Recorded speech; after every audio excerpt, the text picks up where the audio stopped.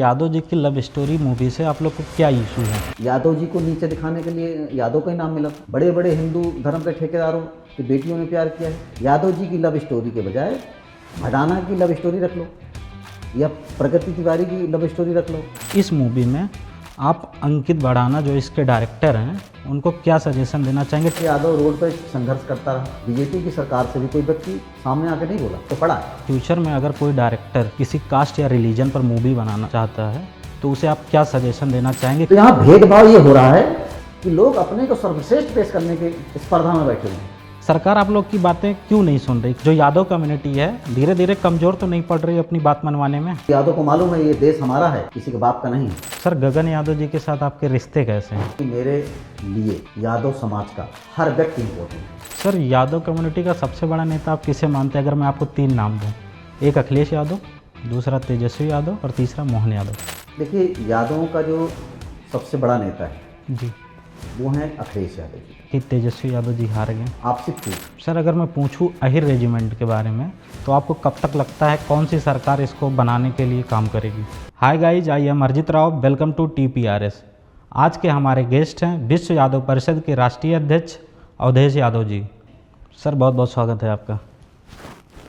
Sir, Yadav ji की love story movie से आप लोग को क्या इशू है?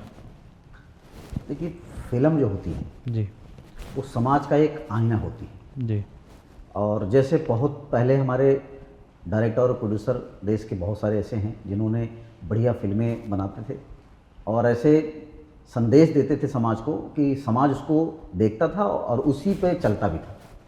जैसे रामानंद सागर जी ने रामायण लेके आए, महाभारत लेके आए, और आज भी वो जो पहली रामायण है उसको अगर कोई देखता है तो हमें लगता है कि भगवान यही है जी। और उसमें जितने भी पात्र थे आज भी सब उनको उसी निगाह से देखते हैं। अब रही बात यादव जी की लव स्टोरी की, तो ये डायरेक्टर जो हैं और प्रोड्यूसर जो हैं इनकी पहली फिल्म है और पहली कंपनी है। इन्होंने अभी नई कंपनी रजिस्टर्ड की। अगर ये चाहते, यादवों को अच्छा दिखाना चाहते, या यादवों के प्रति इनका लगाव हो गया था, या यादव के प्रति इनका इतना प्रेम हो गया था, तो इनको राव तुलाराम पे फिल्म बनानी थी जी, आल्हा उदल पे फिल्म बनानी थी, वीर लोरिक जी पे फिल्म बनानी थी, सिद्धे नेताजी पे फिल्म बनानी थी, और बहुत सारे महापुरुष यादवों के हैं उनके ऊपर ये फिल्म बना सकते थे। लेकिन ये फिल्म कैसी लेके आ रहे हैं? यादव जी की लव स्टोरी। भाई, यादव जी को नीचे दिखाने के लिए यादव का ही नाम मिला था। भाई, आप जिस समाज से आ रहे हो, जितने प्रोड्यूसर हो, जितने डायरेक्टर हो, उसके अंदर जो हीरो का रोल निभा रहे हैं, जो हीरोइन का रोल निभा रही हैं, वो चाहें तो अपना नाम रख लें, अपने समाज का नाम रख लें।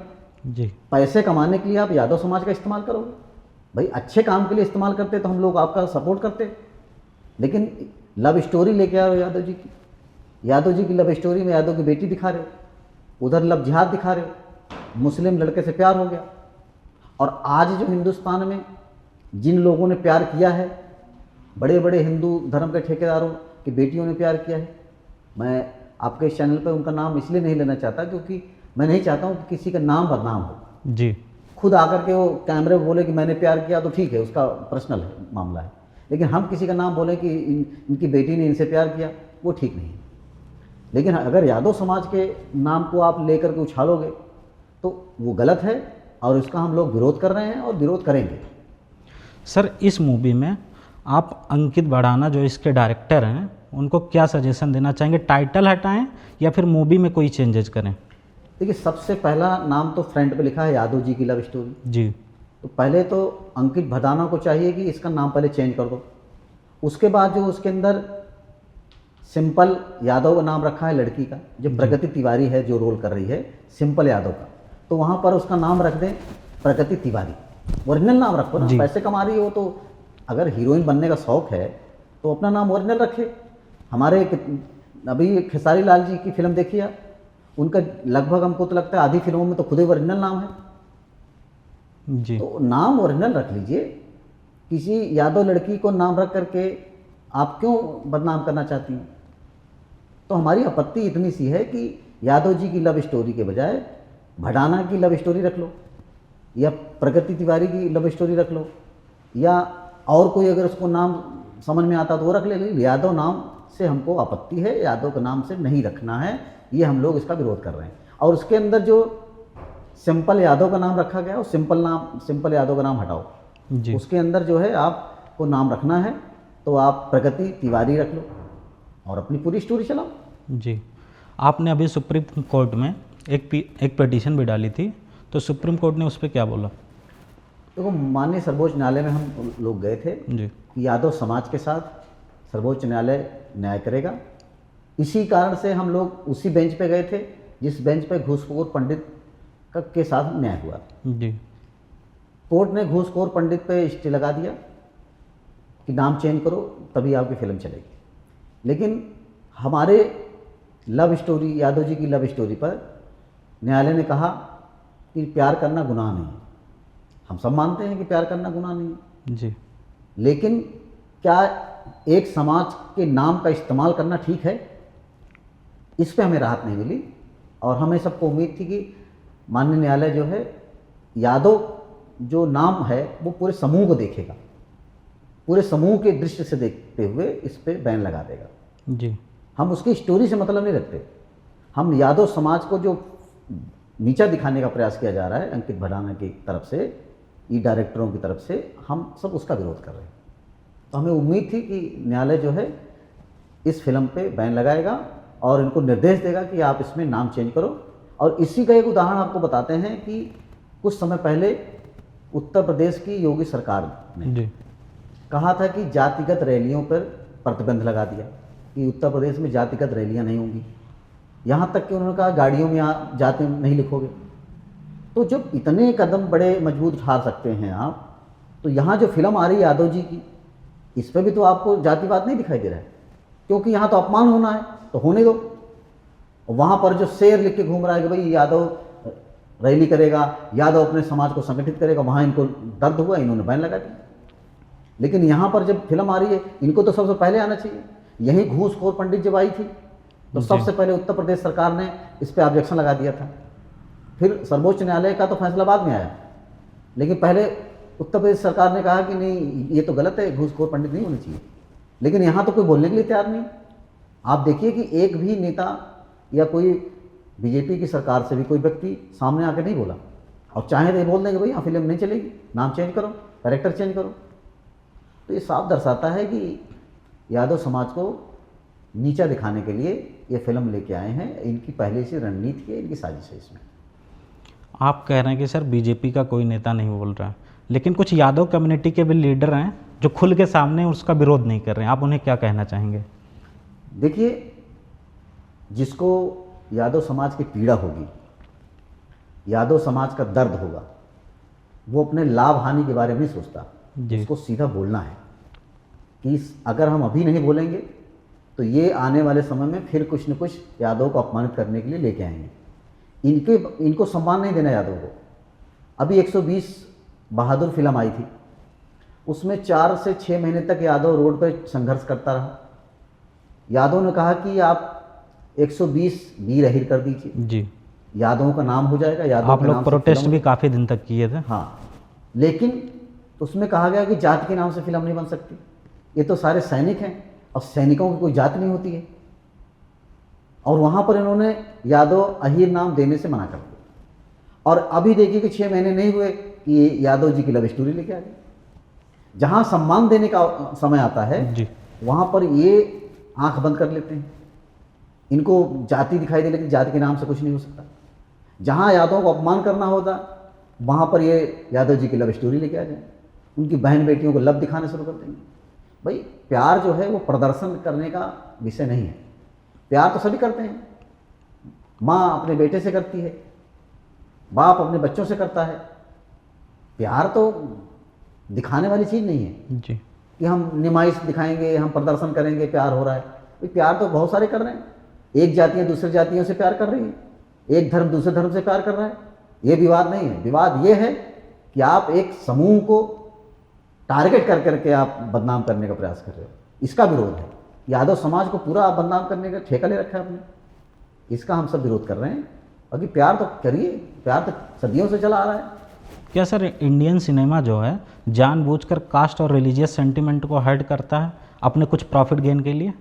देखिए, सिनेमा हॉल में क्या चल रहा है कि पहले जो फिल्में आती थी वो एक एक साल तक सिनेमा हॉल में चलती थी। जी। अब की जो फिल्में आती हैं वो एक हफ्ते से ज़्यादा नहीं चलती। तो ये लोग क्या करते हैं कि ऐसा लेके आते हैं मसाला स्टार्टिंग में जिससे कि विवाद हो जाए, और विवाद हो जाए तो उनको फ्री की पब्लिसिटी मिल जाए।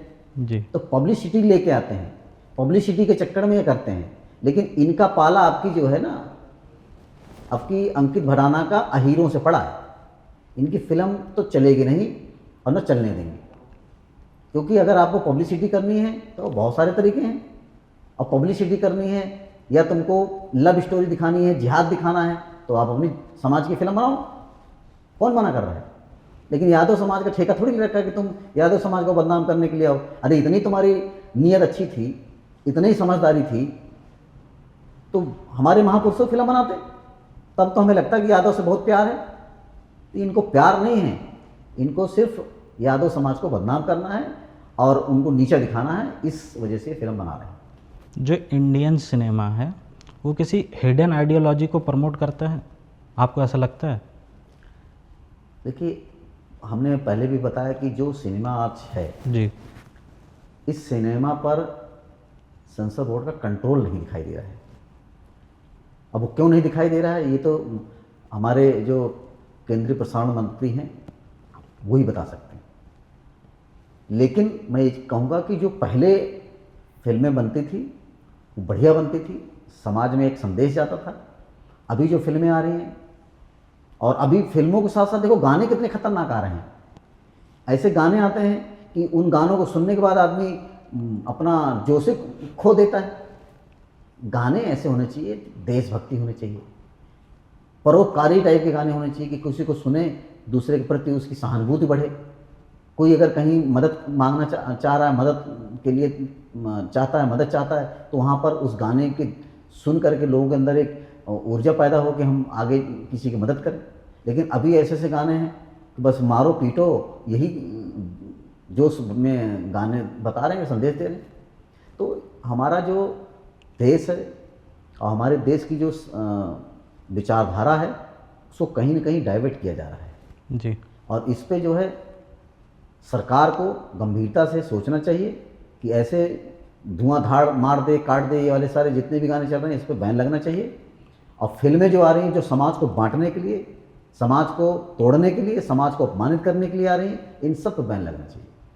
बहुत सारी स्टोरियाँ हैं, ऐसी स्टोरियाँ बनाइए ना।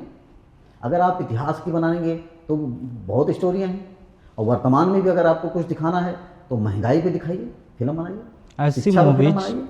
ऐसी फिल्म जो आ रही हैं सर, ये हमारे यूथ पे कैसा इम्पैक्ट डाल रही हैं? ये जो फिल्में आ रही हैं जो आज यादव रोड पे दिखाई दे रहा है, ये उसका नतीजा है। अगर फिल्म अच्छी आई होती तो क्यों रोड पे उतरते, इतना क्यों धरना प्रदर्शन करते। और ये अगर अच्छी फिल्म लेके आते जी। तो आज यादव अपना काम धाम छोड़ करके और बस धरने पर बैठा हुआ है। हम हाई कोर्ट सुप्रीम कोर्ट क्यों चक्कर काटते। और हमारे विश्व यादव परिषद की पूरी टीम विरोध प्रदर्शन में लगी हुई है। लाखों की संख्या में लोग जो है पूरे देश में प्रदर्शन कर रहे हैं, विरोध कर रहे हैं। जी। क्यों करते भाई, और भी सबके पास काम है। जी जी। लेकिन ये फिल्म ऐसी लेके आते हैं जिससे हमारी मजबूरी होती है कि बहन बेटियों के सम्मान के लिए यादव मैदान में उतरता है, उसकी मजबूरी बन जाती है। तो इस पर सेंसर बोर्ड को सख्त होना चाहिए कि ऐसे लोगों की फिल्म पहले ही रिजेक्ट कर दे, पास करने की आवश्यकता ही नहीं उसको। और ये बहुत गंभीर विषय है, इस पर सरकार को एक्शन लेना चाहिए, नहीं तो आने वाले समय में ये और समस्याएं बढ़ेंगी जी। और समाज हमारा बंटने की कगार पे आ जाएगा। ये सर फ्यूचर में अगर कोई डायरेक्टर किसी कास्ट या रिलीजन पर मूवी बनाना चाहता है तो उसे आप क्या सजेशन देना चाहेंगे, किस बातों का ध्यान रखना चाहिए उसे?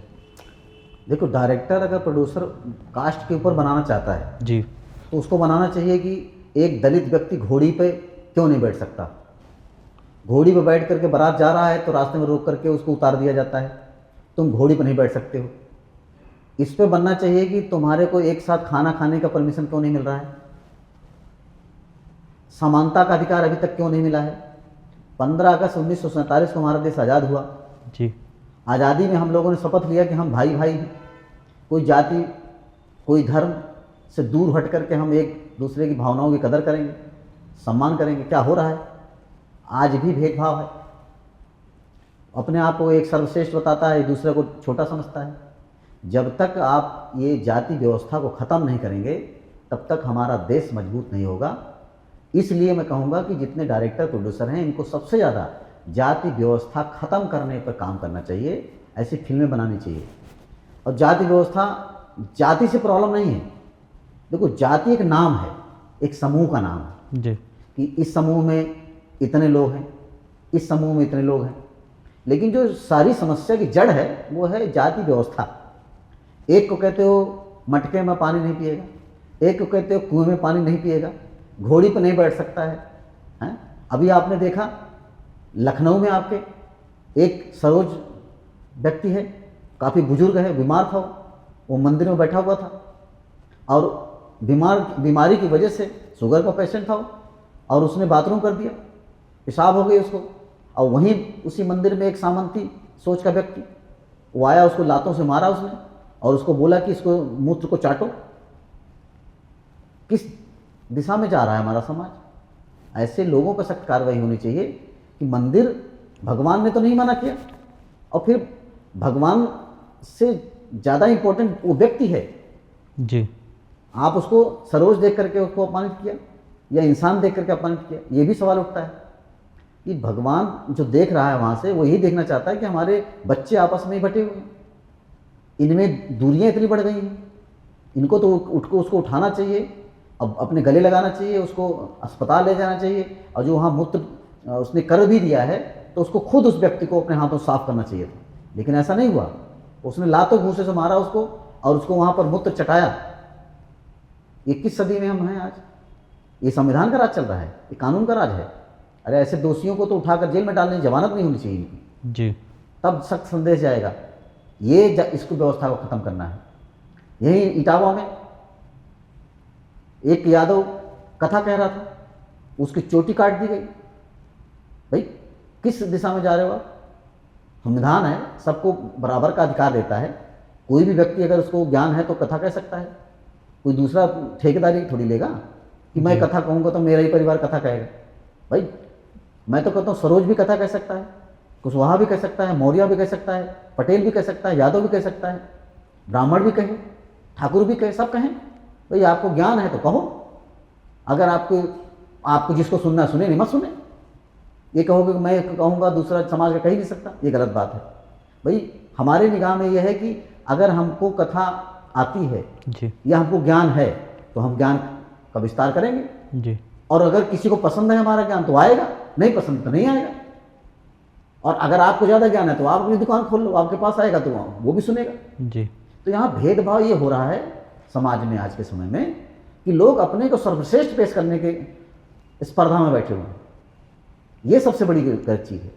मैं सबसे बड़ा इसका विरोधी हूँ।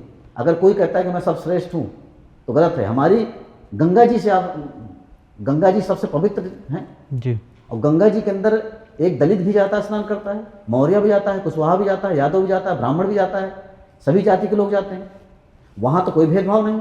और जैसे गंगा जी से बाहर आता है, ये दलित है, ये मौर्य है, कुशवाहा है, ये यादव है, जी इस भेदभाव को खत्म कीजिए आप। वो गंगा जी का जो जल है वो संविधान है हमारा, वो कानून है हमारा। हम सब एक समान अधिकार प्राप्त कर चुके हैं, हम एक संविधान में हैं, एक विचारधारा में हैं। लेकिन जैसे बाहर आते हैं सब अपने अपने विचारधारा, हम इस सनातन धर्म से चलेंगे, हम इस धर्म से चलेंगे। अरे भाई जो चलना चलो, कोई मना थोड़ी कर रहा है। लेकिन अगर आप संविधान के विरुद्ध किसी का अपमान करोगे तो उस पर सख्त कार्रवाई होनी चाहिए। जी सर, आप लोग 120 बहादुर जो मूवी आई उस पर भी प्रोटेस्ट कर रहे थे, आहिर रेजिमेंट पे भी प्रोटेस्ट कर रहे थे। सरकार आप लोग की बातें क्यों नहीं सुन रही? कहीं जो यादव कम्युनिटी है धीरे धीरे कमज़ोर तो नहीं पड़ रही अपनी बात मनवाने में? देखिए, यादव कम्युनिटी कमज़ोर नहीं, यादव अपना इंसाफ के लिए संघर्ष कर रहा है। जी बस ये है कि वो संवैधानिक तरीके से काम कर रहा है। बहुत सारे आपने आंदोलन देखे होंगे कि रेलवे की पटरियाँ उखाड़ दी जाती थी, जी रोडें उखाड़ दी जाती थी, रोड जाम कर दिए जाते थे। अब बताइए, यादव का जितना भी विरोध प्रदर्शन हुआ, कहीं पर किसी यादव ने कोई भी कानून का उल्लंघन नहीं किया, जी शांतिप्रिय से अपने अधिकार मांग रहा है। क्यों? क्योंकि यादव को मालूम है ये देश हमारा है, किसी के बाप का नहीं है। तो हम अपने देश में हैं, तो संवैधानिक तरीके से अगर हम पालन नहीं करेंगे तो हमारे और भाई जो हैं वो तो फिर वो भी दूसरे रास्ता पकड़ा लेंगे। तो हमें संवैधानिक तरीके से अपने अधिकारों का पालन करना है और अपने अधिकारों के लिए लड़ना है, संघर्ष जारी रहेगा। अब रेजिमेंट की बात है, देखो हमारे देश के अंदर जाति के नाम पर रेजिमेंट बनी हुई है जी। धर्म के नाम पर रेजिमेंट बनी हुई है, क्षेत्र के नाम पर रेजिमेंट बनी हुई है। जब आपने इतनी सारी रेजिमेंट बना रखी है तो यादवों की रेजिमेंट क्यों नहीं बनाई? सवाल ये उठेगा। जी। क्योंकि फिर इसका मतलब है कि आप दो कानून के अनुसार से चल रहे हो। एक कानून के नियम के अनुसार से आपने बाकी जातियों की रेजिमेंट बना रखी है, धर्म के नाम पर रेजिमेंट बना रखी है, क्षेत्र के नाम पर रेजिमेंट बना रखी है।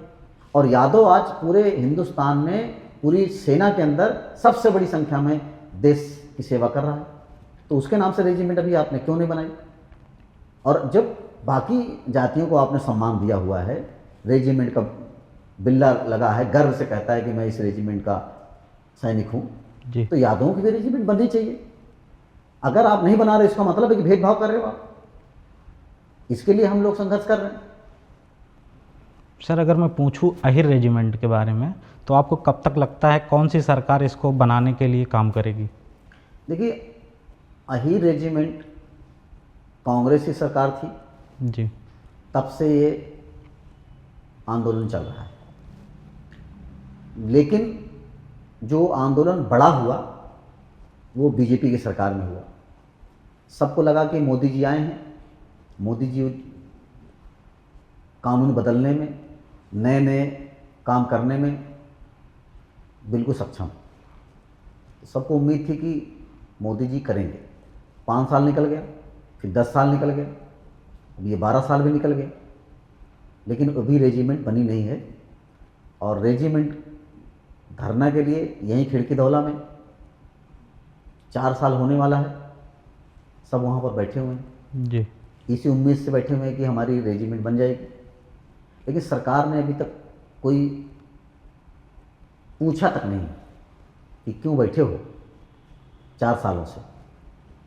इस बात का दुख है कि अगर उसी सरकार को मध्य प्रदेश का यादव, हरियाणा का यादव, राजस्थान का यादव, गुजरात का यादव ओढ़ दे करके मोदी जी को कुर्सी पर बिठाया है, जी। तो मोदी जी को भी समझना चाहिए कि कम से कम एक छोटी सी मांग है कि पूरी नहीं कर सकते आप?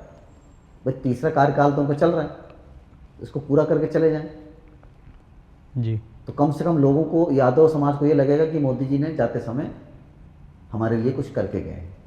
और ये इस बात की सच्चाई है कि इस बार जो सरकार चल रही है केंद्र में, मोदी सरकार, उसमें बनाने का सबसे बड़ा योगदान अगर किसी का है तो मध्य प्रदेश के यादवों का है। जी। सारी सीटें मोदी जी को दे दी उन्होंने। अगर मध्य प्रदेश का यादव बीजेपी को वोट नहीं देता तो आज बीजेपी की सरकार नहीं होती, कांग्रेस की होती, इंडिया गठबंधन की सरकार होती। तो इस चीज़ को मोदी जी को और बीजेपी की सरकार को भी मैं कहूँगा कि आप यादवों की इस छोटी सी मांग को पूरा कर दीजिए। यादवों ने आपको वोट दिया है और खुल करके दिया है, मध्य प्रदेश के, हरियाणा के, राजस्थान के यादवों ने। तो कम से कम उनके वोट की इज्जत रखिए और उनको रेजिमेंट बना के दे दीजिए। जी। सर यादव कम्युनिटी का सबसे बड़ा नेता आप किसे मानते हैं? अगर मैं आपको 3 नाम दूं, एक अखिलेश यादव, दूसरा तेजस्वी यादव और तीसरा मोहन यादव। देखिए, यादवों का जो सबसे बड़ा नेता है जी। वो हैं अखिलेश यादव जी, जी। और तेजस्वी यादव जी भी छोटे भाई की तरह हैं।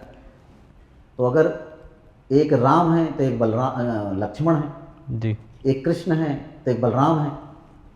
अब रही बात मोहन यादव जी की, तो मोहन यादव जी को तो वो केंद्र सरकार ने, मोदी सरकार ने अपनी कुर्सी बचाने के लिए और केंद्र में वापस आने के लिए उनको मुख्यमंत्री बनाया।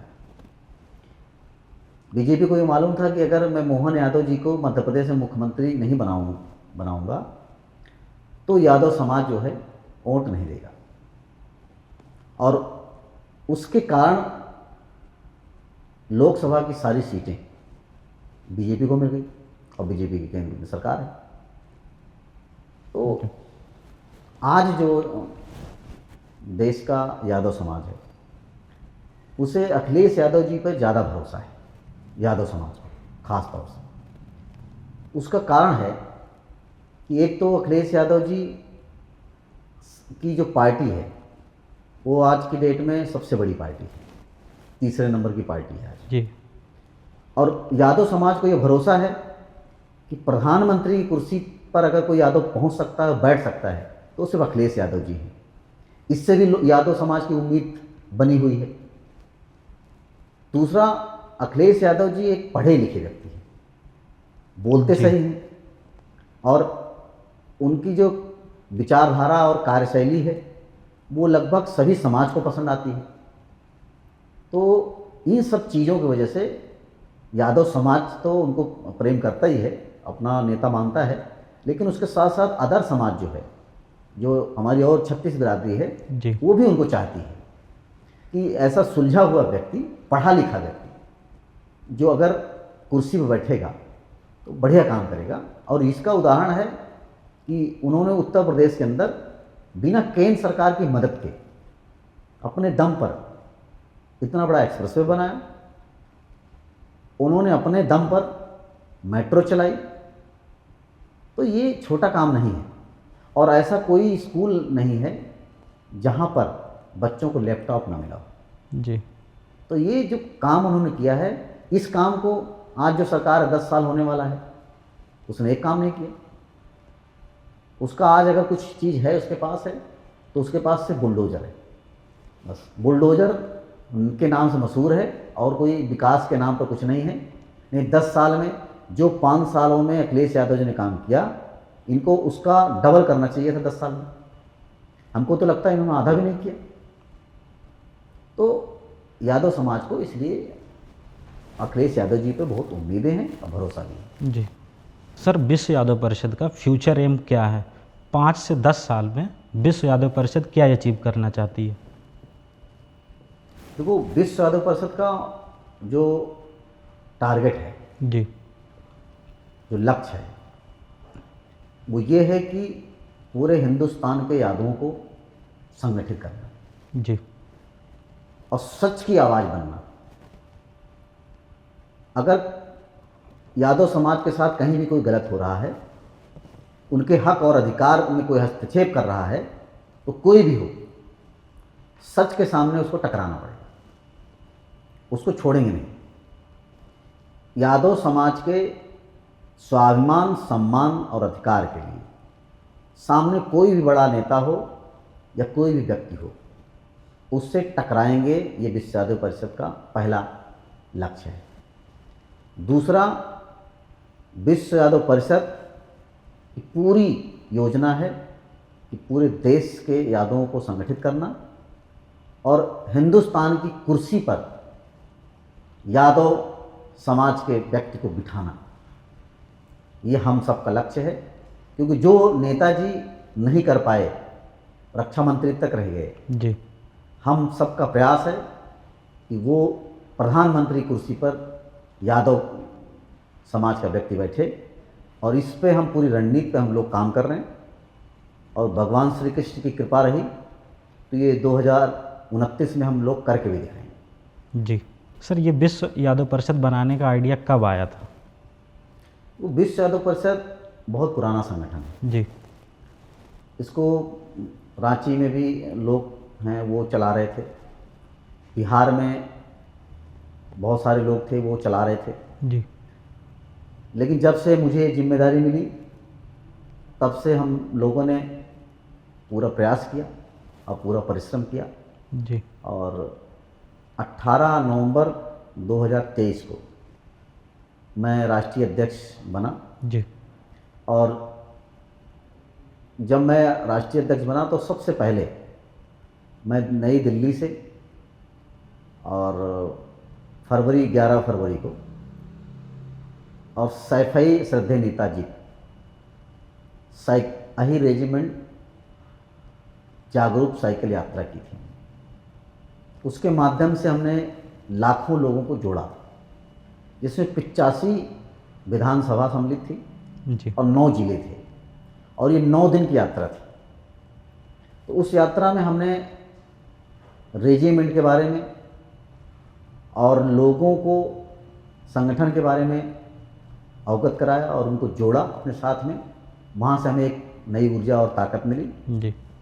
उसके बाद चाहे देवरिया हो, चाहे झांसी हो, मिर्ज़ापुर हो, बलिया हो, मऊ हो, जौनपुर हो, प्रयागराज हो,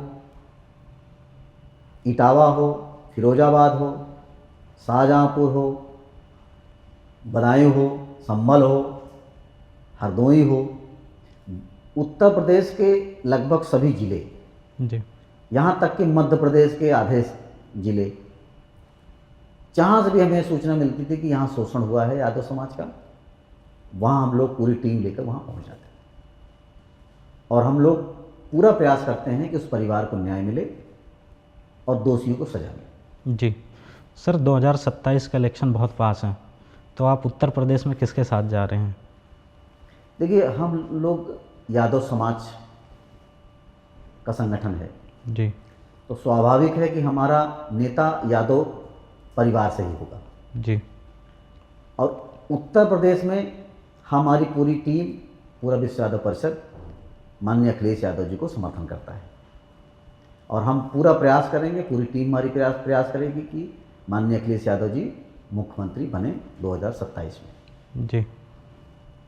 अब अगर हम बिहार की बात करते हैं तो बिहार में हमारी पूरी टीम जो है तेज प्रताप जी को, तेजस्वी जी को समर्थन करती है। जी सर, बिहार में क्या हुआ कि तेजस्वी यादव जी हार गए? देखिए, अगर मैं बिहार के बारे में पूछूं, जो मेरा मानना है और जो हमारी टीम वहाँ पर काम करती है, जो उन्होंने हमें सूचना दी है, जी। सबसे पहला कारण तो ये क्या है कि आपसी फूट। जो बीजेपी ने धोखाधड़ी किया, चोरी किया, वो तो अलग मैटर है, लेकिन उसके अतिरिक्त भी अगर हम लोग समझते हैं तो एक तो हमारा पारिवारिक विवाद हुआ। चुनाव के समय में पारिवारिक विवाद कभी नहीं होना चाहिए, ये मेरा मानना है। जी। और सबसे इम्पोर्टेंट चीज़ क्या है कि आपको एक दूसरे की ज़रूरत है और आप वहाँ बंट रहे हो। 2017 में सेम चीज़ें यूपी में भी हुई थी। हाँ, तो देखो, राजनीति में बांट करके आप कभी सत्ता हासिल नहीं कर सकते। जी। तो अगर आपको सत्ता हासिल करनी है तो आपको एक एक व्यक्ति को जोड़ना पड़ेगा। एक व्यक्ति भी अपने लिए बहुत इम्पोर्टेंट है। तो तेजस्वी जी को, तेज प्रताप जी को घर से बाहर नहीं करना था। उन्होंने नई पार्टी बनाई, जहाँ से ये लड़ रहे थे वहाँ से उनको भी लड़ा दिया। और वहीं पर कुछ सीटें ऐसी थी जहाँ ओवैसी की पार्टी ने चुनाव लड़ा। वो कह रहे थे कि हमारे साथ हमको 5 सीट दे दीजिए, इन्होंने 5 सीट देने के लिए मना कर दिया, उनको अपने कार्यालय तक नहीं आने दिए। ये भी इनकी गलती थी। कभी कभी बड़ा व्यक्ति नुकसान नहीं पहुंचाता, लेकिन जो छोटा व्यक्ति है उसको हल्के में लेते हैं, और छोटा व्यक्ति जो है वो कभी बड़ा नुकसान कर देता है। अगर उसने 5% भी वोट आपका काट दिया तो आप दूसरे श्रेणी में आ जाते हैं। जी। तो बूंद बूंद से घड़ा भरता है। तो मेरा तो मानना यह है कि ओवैसी को भी इनको साथ रखना था, तेज प्रताप को भी अपने साथ रखना था, क्योंकि इनमें कोई कमी नहीं थी, ये दोनों अपने भाई हैं। जी। अगर आपकी लड़ाई सामंतवाद से है तो फिर आपको अपने सेना को संगठित करना पड़ेगा। और कहीं ना कहीं चुनाव जब आते हैं तो व्यक्ति को अहंकार नहीं करना चाहिए। छोटा भी व्यक्ति है, उसका सुझाव है तो उसको भी लेना चाहिए, जी। अपने साथ उसको भी मिलाना चाहिए। लेकिन यहाँ ऐसा नहीं हुआ, पारिवारिक कलह हुई। और ये सब षड्यंत्र जितने भी होते हैं, ये कहीं न कहीं जो सामंतवादी हैं उन्हीं का कोई न कोई व्यक्ति होता है जो उसमें घुस जाता है और वो खास बन करके सारी विस्फोटक पदार्थ वहाँ डालता है और सब बढ़ जाते हैं। तो मेरा मानना यह है कि चुनाव के समय में जी।